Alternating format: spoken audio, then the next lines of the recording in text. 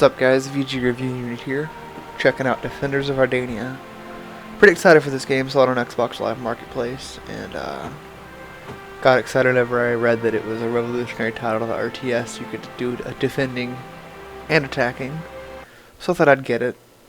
Tried to sit up last night till about 3, wait for it to drop, didn't drop, so I went to bed. Woke up, here it was, so here we go. So far from what I've played, it's actually a pretty fun game. Not too difficult to understand. Some of the extra configs are a little different, but that's to be expected when you're playing a new game. This guy sounds like Sean Connery. Not even kidding me. The army of the vile Sir Foxwall has set up camp somewhere on the edge of the forest. Our scouts report that their army will strike this very afternoon. There is little we can do for the moment but wait and bolster. All in all, it seems pretty fun. I mean, it's not too bad. Enemy units will arrive in waves from the fortress. Your Majesty, we must build towers to protect the castle and our people, as we have but a short time before the first enemy troops arrive. Allow me to instruct Your Majesty in the basics of tower construction. Use the left stick to move the camera in any direction.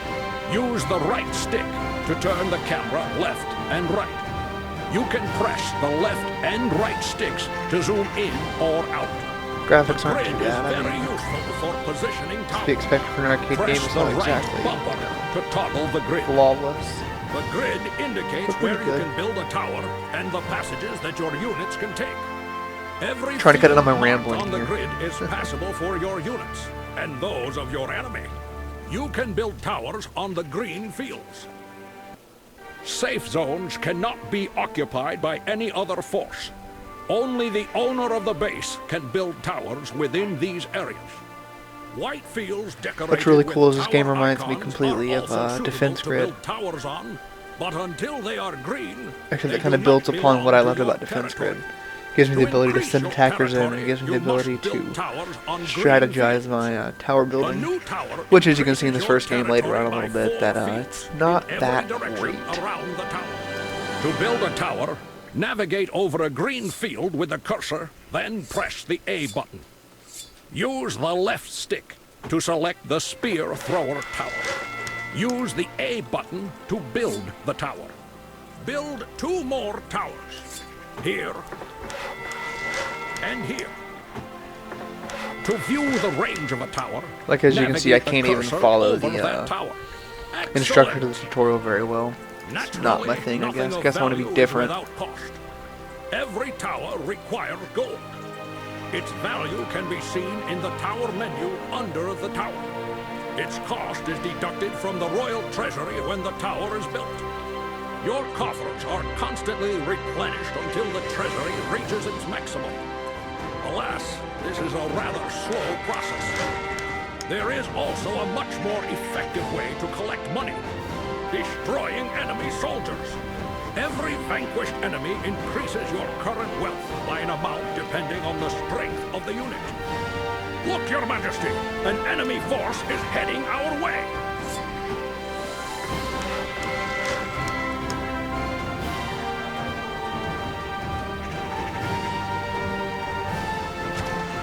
And so starts the slaying of enemies.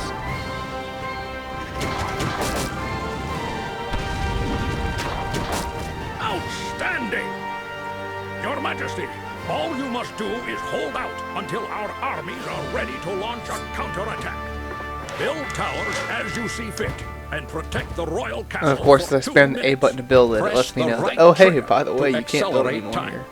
You suck. On every level, there is a limit to the number of towers we can construct.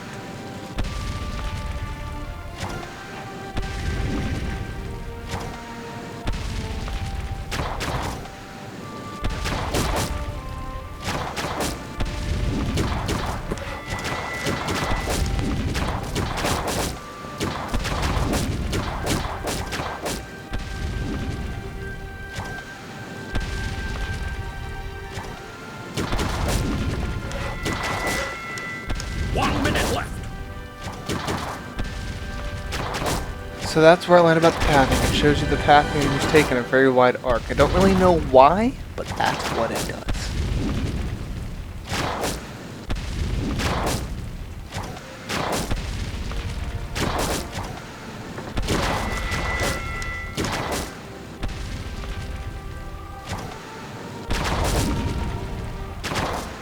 Seconds left. Excellent, Your Majesty.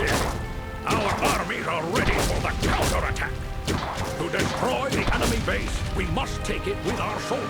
The game not only offers you, the chance to have the RTS aspect, but you also have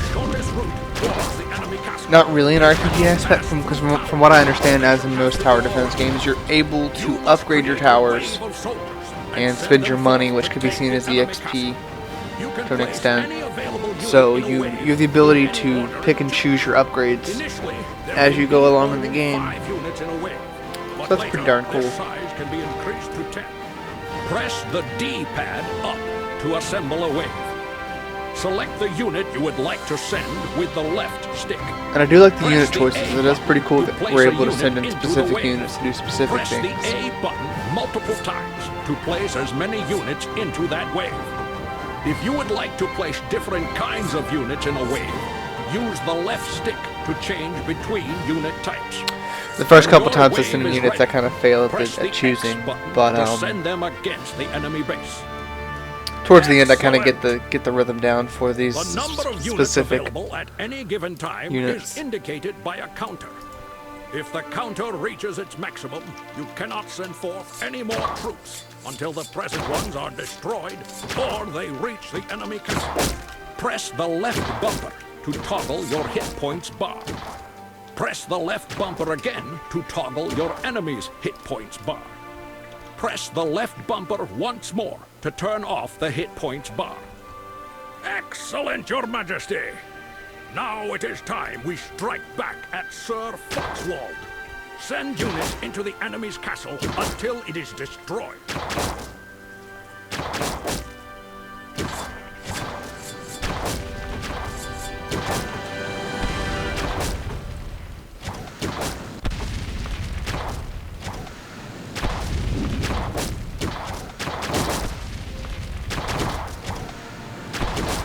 And so starts the onslaught of watching me fail.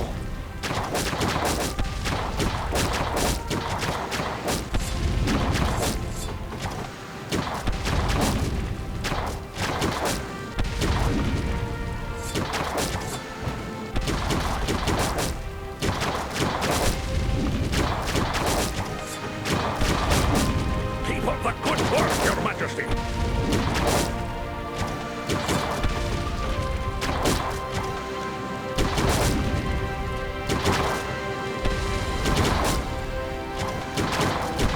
Coming up next in most of my videos is going to be lots of awkward pauses. I don't know exactly how this stuff's supposed to work, whether it's supposed to be constant talking, or if I'm actually able to let you guys listen to the game audio and enjoy the game, or really how all this is supposed to go. I kind of want to do my own feel, which is actually, talking a little bit, letting you guys watch and listen. Enjoy. I know whenever I was streaming Skyrim for a while there, due to it being a stream, I was able to actually communicate with my viewers and talk with them more so than actually, talk about the game. So that was a lot more fun. But I've learned I don't have I guess the word here is quality of internet to give you a quality video. Therefore, recording and rendering into a higher setting is more on par with the quality that I want. So, if you guys want to ask questions, request a game for me to review, /talk about, / just play and record it, let me know. Throw me a message, throw me a comment, I don't care. Or subscribe, that works too. Subscriptions are always a nice thing. Next videos, I think, after I get done doing a couple of these and might go back to Banjo-Tooie, might go back to Warp. I'll throw a few Nexus games in there while I'm taking a break from prepping for my Dragon Age Origins playthrough. That one will actually be a dedicated Let's Play, so it's going to take some time to actually plan out everything. I will go through the process of creating my character, give background, all that wonderful fun stuff. But let's get back to the destruction of the red castle. Hey, red versus blue. I wonder which one's Tucker and which one's Sarge.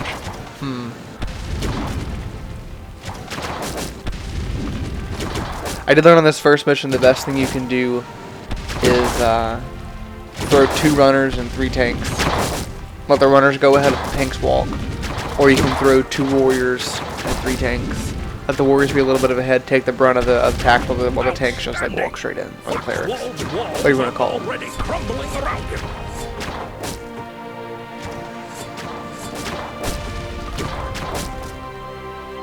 I send the squads in sometimes just to see what happens. All in all, so far the game is very intuitive. It's a lot of fun. I really do enjoy it. It's not one of those games that I think I can play for hours and hours upon, and I think I'd get really bored and or frustrated. Mostly frustrated, I'm sure, at this whole thing.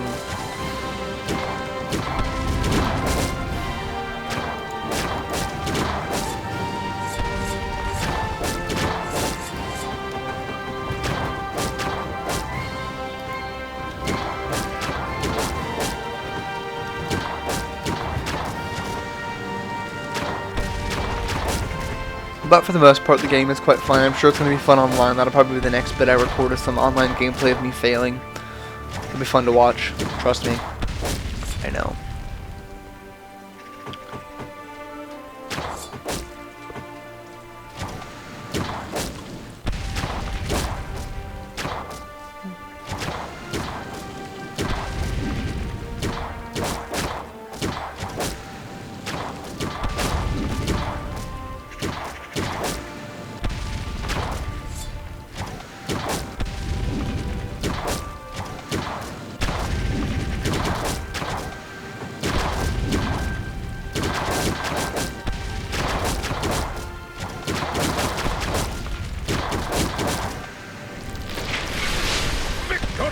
And with that, I take the win after, you know, what, 10 minutes of gameplay?